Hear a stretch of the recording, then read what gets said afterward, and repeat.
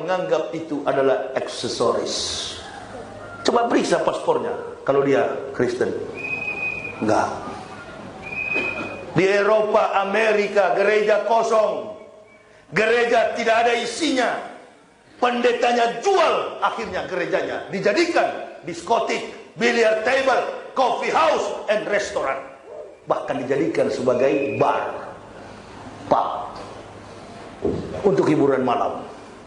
Karena gereja sudah tidak ada jemaat, income pendeta habis. Kenapa? Di sini saya jelaskan. Kenapa orang Eropa tidak beragama Kristen? Dalam prinsip sains, teori salah, praktik pasti salah. Sedangkan teori sudah benar, kadang-kadang manusia itu salah. Apalagi teori salah. Karena orang Amerika, orang Eropa, orang yang ada di benua Afrika, bahkan di Asia.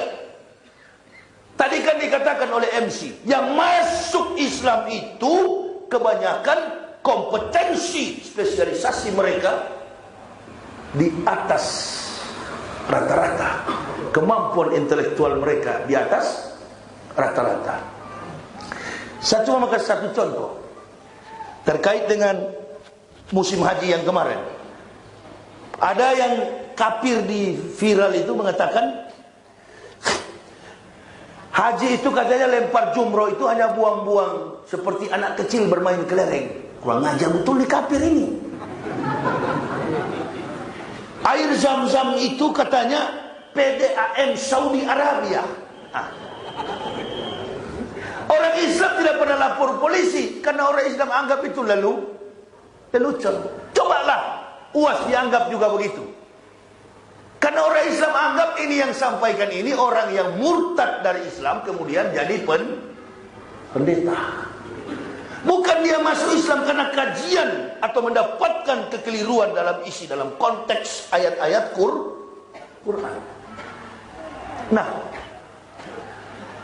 Profesor Dr. Lawrence Edward Yosef, dia angkasawan Amerika yang mengadakan observasi, pengamatan, penelitian tentang batu hitam yang dibawa oleh Ibrahim dari Masjidil Aqsa pindah ke Mekah. Batu hitam itu adalah Hajar Aswad yang ada di dalam Ka'bah, yang dulu akan diambil oleh Abraha dan pasukan bala tentaranya yang menunggangi gajah. Di saat itulah Rasulullah SAW lahir.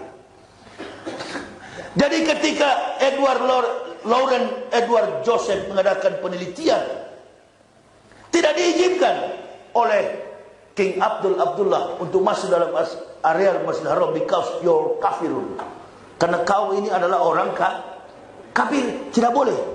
Cannot inside in Masjidil Haram. Tidak boleh kau masuk dalam Masjidil Haram because you're kafirun. Tidak boleh masuk kamu. Apa yang dihasilkan? Dia kemukakan pendapat itu, hasil penelitian itu pada koran terkenal di Amerika, New York Times.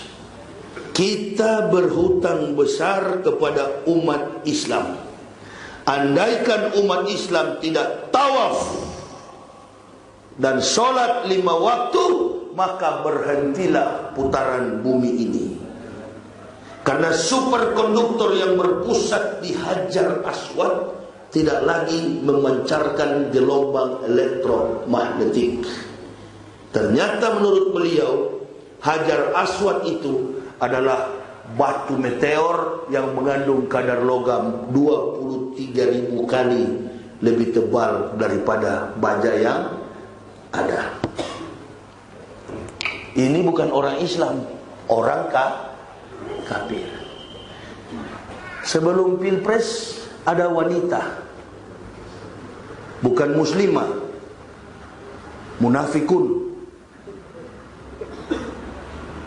Namanya adiknya Megawati. Si siapa itu? Sukma Mati. Ya, dia bilang katanya kidung ibu Indonesia lebih merdu dari suara ada. Sunita Williams adalah astronot wanita tahun 2011 yang mengadakan penelitian di bulan. Astronot. Dia mengatakan tidak ada frekuensi suara menembus bulan dari bumi. Tapi dalam satu hari, kata Sunita Williams, astronot perempuan kewarganegaraan India. Tapi dalam satu hari dia dengar ada 5 kali. Suara itu ialah hayya 'alas shalah, hayya 'alal falah. Dia rekam. Dari mana suara ini asalnya? Semua dunia ini, bumi ini gelap gulita. Hanya 2 kota yang bercahaya, Makkah dan Madinah. His converts. Dia masuk Islam. Tanya sama si munafik itu, pernahkah lagu Indonesia Raya sampai di bulan? Kau yang anti Pancasila, kau yang anti NKRI, kau pura-pura bilang kami yang anti. Ya itulah komunis punya cara. Suka-suka membalik-balikan fakta. Saya termasuk orang yang cinta kepada NKRI karena kami dididik dengan disiplin militer. Bapak saya tentara. Di dalam rumah saja kalau dipanggil harus jawab siap. Ini bangsa ini sudah apa bangsa ini? Karena terlalu menghina Soeharto, presiden dulu. Ini bangsa ini sudah tidak bisa berbuat apa-apa sekarang. Kutukan. Kau menghina-hina Pak Harto. Di mana-mana ini masjid-masjid begini sampai di pedalaman Dayak. Saya pernah masjid-masjid begini banyak di Riau, di Aceh, di Kalimantan. Banyak masjid begini. Buah tangan dari Bapak Presiden Soeharto. Ingat kita di saat keterpurukan begini, bi'adil umarok.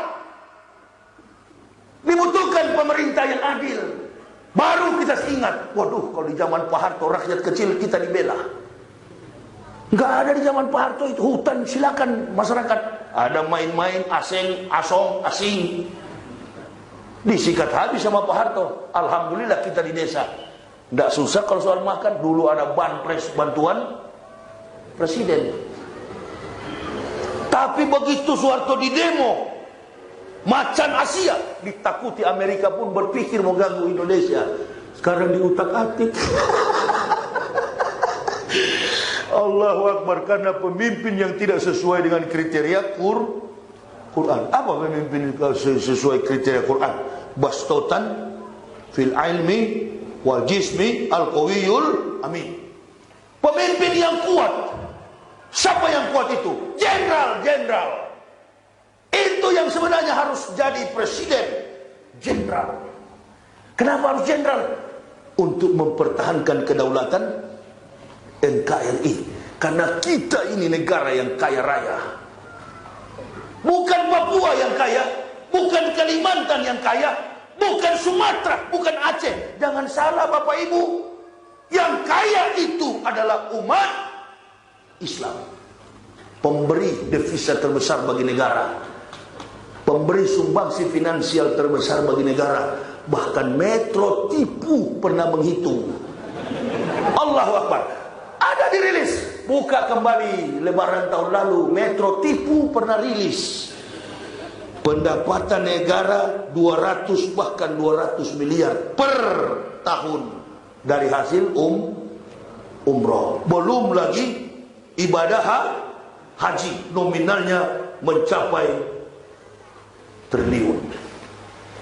Sebaliknya, ini kafir ada kasih apa? Ayo. Ini kafir ada kasih apa? Bapak tidak percaya bahwa orang Islam ini kaya? Uang haji saja mau dipinjam sama Jokowi. Adakah uang gereja dipinjam? Tidak ada uang di gereja itu. Uangnya, derma-derma di gereja itu dikirim ke PGI. Di store ke sana, kirim ke Dewan Gereja Dunia. Dewan Gereja Dunia, American Israel Public Affairs Committee. Baru dibeli senjata untuk hantam orang AIPAC, American Israel Public Affairs Committee. Badan yang menangani tentang dana gereja, persepuluhan. Ini kerjasama sekarang, polanya sama, segitiga.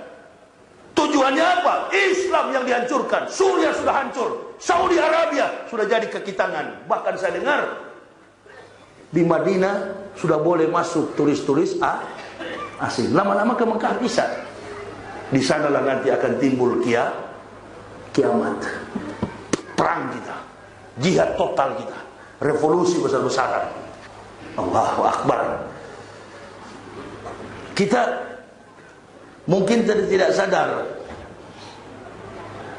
orang yang paling dicintai oleh Rasul sallallahu alaihi wasallam ketika beliau sholat sunat fajar, beliau membaca ayat Qul ya ayyuhal kitabi ta'alau ila kalimatin sawain bainana bainakum alla na'budu illa Allah wa la nusyrika bihi wa la yattakhidha baduna ba'dan. Kembalilah hai ahli kitab kepada kalimat yang sama dengan kami.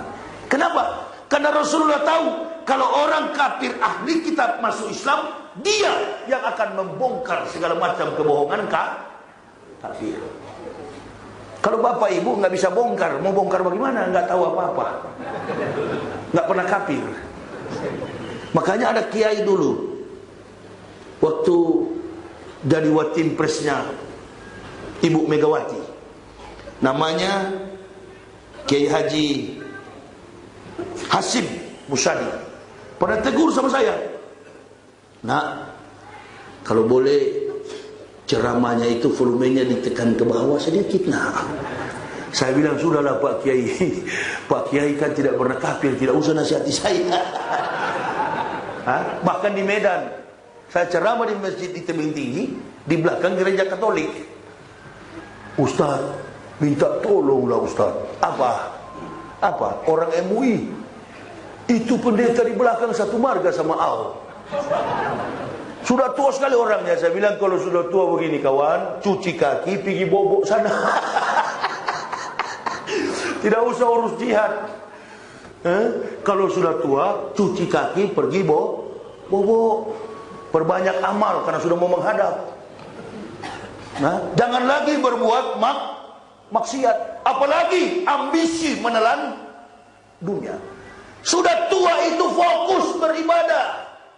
Coba lihat munafiknya manusia ini. Waktu dia masih jaya, waktu dia masih jenderal, waktu dia masih petugas, waktu dia masih punya jabatan, pejabat, cuek dengan masjid. Nanti kalau sudah pensiun, pura-pura merapat pakai sarung. Mun. Banyak begitu, banyak. Karena sudah mau mati, karena sudah tahu, sudah tidak punya kekuatan. Saya curiga juga orang-orang yang di samping Jokowi ini begitu. Pak Jokowi ini kan kita pilih dulu, termasuk saya yang pertama kali simpati ke beliau, karena sederhananya, kepolosannya. Artinya belum tahu rupiah. Nah sekarang sudah tahu rupiah, sudah nggak bisa lagi. Iya kan? Di samping kiri kanannya, muka belakang, atas bawah, mulai nggak atur, setir. Sudah yang begini-gini kan sudah kelihatan. Konferensi pers, RCTI, Metro TV One pun sudah gabung ke situ sekarang. Yang tadinya politikus seperti Fahri Hamzah, vokal, ini sudah mau turun, takut-takut. Jangan nanti Jokowi dendam, saya dulu ini di penjara, saya bela Jokowi. Jadi mental-mental kerupuk begini nih. Saya sudah 13 kali dilapor polisi.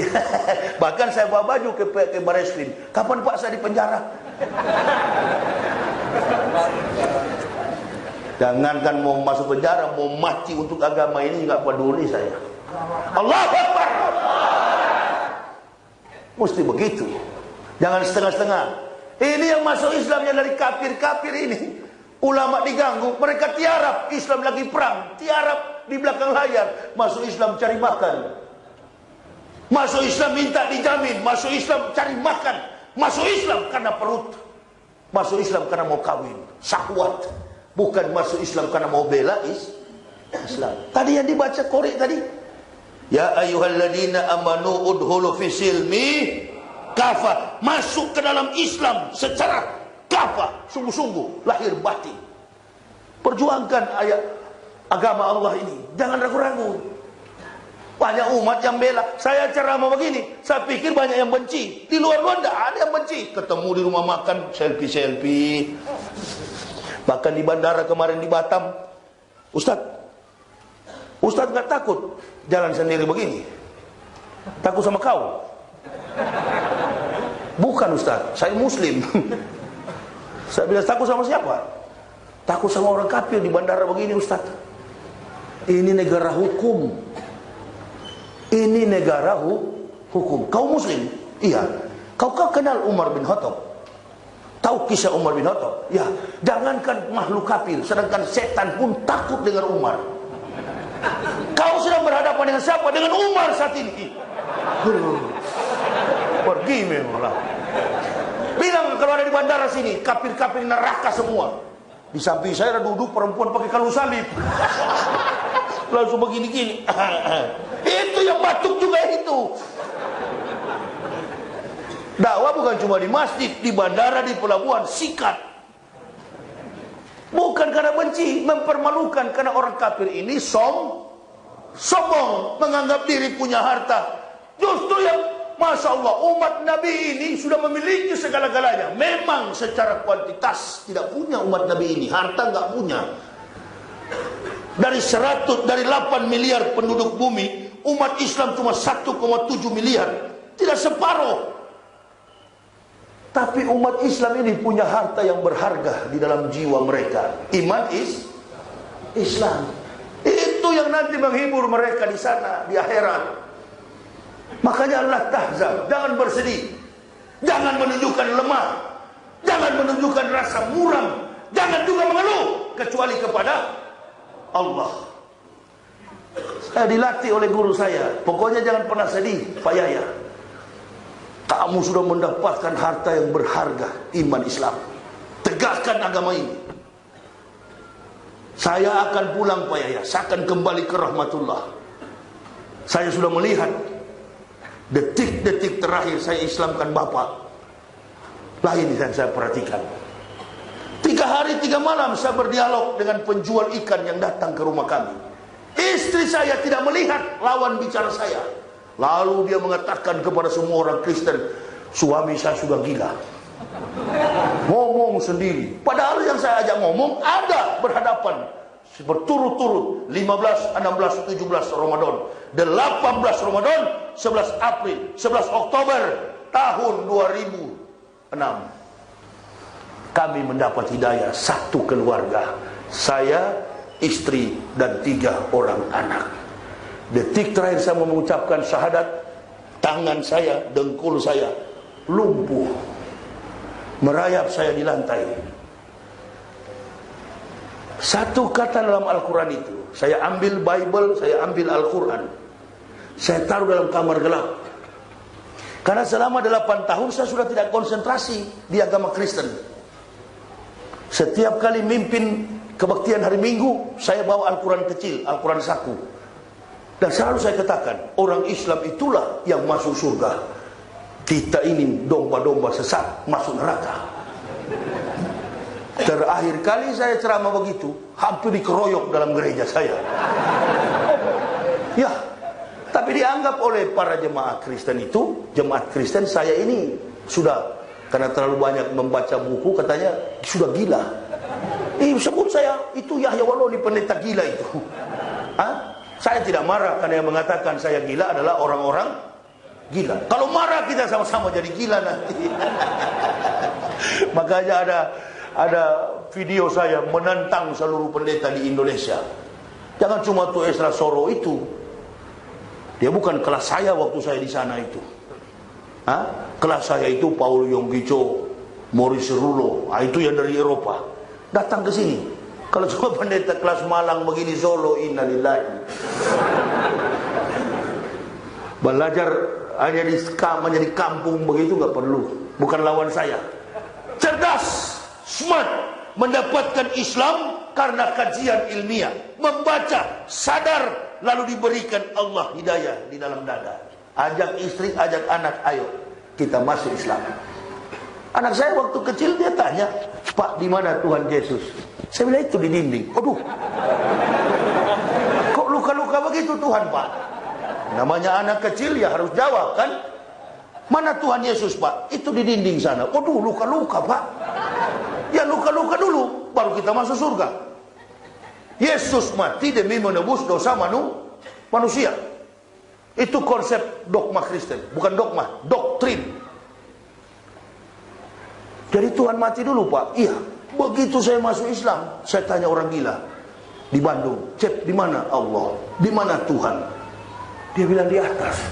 Nah, mana kira-kira yang gila? Dalam Asmaul Husna, Allah itu Al-Ali. Salah satu nama adalah Al-Ali, di tempat yang maha tinggi, raja di raja, raja di atas segala raja, bukan di dinding. Mana kira-kira yang gila? Yang tunjuk ke dinding atau yang tunjuk ke atas? Ini dalam ilmu fikih. Kalau dalam ilmu tasawuf, Allah itu lebih dekat daripada urat nadi. Nah, sekarang mana yang kira-kira yang gila? Antara saya dengan orang Islam yang gila tadi. Sama-sama gila, tapi yang lebih gila yang tunjuk ke dinding. Jadi kami ini bukan gila, baru sembuh dari yang begitu-gitu mesti dikaji ilmiah. Jangan sembarang-sembarang juga. Saya juga merasa diri begini waktu pertama masuk Islam. Jangan-jangan betul saya gila ini ya. Karena saudara-saudara saya, orang tua saya semua Kristen. Kenapa saya masuk Islam? Jangan-jangan saya sudah gila. Saya uji. Iya ya, betul juga. Anak saya tanya mana Tuhan, ada di dinding. Saya tanya orang gila, ada di atas. Mana yang gila sebenarnya? Sama-sama gila. Berarti orang gila belum tentu sesat. Orang sesat lebih daripada gila. Oh, berarti saya baru sembuh dari gila. Nah, ini yang hadir sini, kalau ada mualaf, ente berbesar hatilah. Bukan gila, tapi baru sembuh dari gila. Nah, karena baru sembuh dari gila, jangan lama-lama ceramah. Kira begitu ya. Kopi juga kurang manis ini. Ini goyang sembarang ini. Yang penting Ustadz lihat hitam ini. Tapi tidak enak ini. Tadi malam yang enak di masjid itu. Cuma sound system memang bagus di sini. Rasa-rasanya saya mau pindahkan sebentar malam untuk jadwal malam, pindah ke sana. 3 ini Gos Wandawa ini bawa saya ceramah. Masjidnya bagus-bagus, sound systemnya nggak bagus. Ini masjid ini sound system dari tahun berapa ini? Ini kalau nggak dibungkus bisa kestrum tangan saya. Bagus ini sound system. Saya belum mau berhenti ini, 3 jam lagi. Enak ya. Bapak Ibu sadarlah bahwa memang orang seperti kami begini ini jangan dibilang lemah. Kami ini justru lebih kuat karena kami tahu bagaimana konsep kemunafikan orang-orang kafir itu. Kami lebih tahu karena kami dari dalam. Sekarang kami ada di sini. Kadangkala kami lemah karena melihat orang Islam sendiri yang malah menjual-jual akidah Islam. Kasihan kami lihat itu. Konferensi pers, kami lihat di belakang mahasiswa ini ada Islam radikal. Aduh, yang ngomong ini bukan orang Kristen, tapi Islam. Toh, Wiranto. Nah, sekarang sudah mulai Allah tunjukkan kuasanya. Sekarang sudah mulai berhadapan dengan orang Ambon. Jadi kita umat Islam diam-diam saja, pura-pura nggak tahu. Ya, nggak usah kita demo-demo lagi di lapangan. Biarin. Semakin kita pakai kekuatan kita, Allah akan jauh. Jadi kita bikin kejadian-kejadian aneh begini, dakwah saja di masjid. Undang lagi, saya pulang, datangkan lagi Ustadz siapa. Datangkan lagi Buya Yahya. Datangkan lagi Zulkifli Ali. Datangkan lagi UAS. Kita hibur diri kita, bahagiakan diri kita dengan tabligh akbar. Yang penting panitia kuat tahannya. Apalagi seperti tadi sambutan gak panjang-panjang, itu bagus Ji. Tadi kalau ente panjang-panjang, saya sudah siapkan konsep, saya mau hajar ini.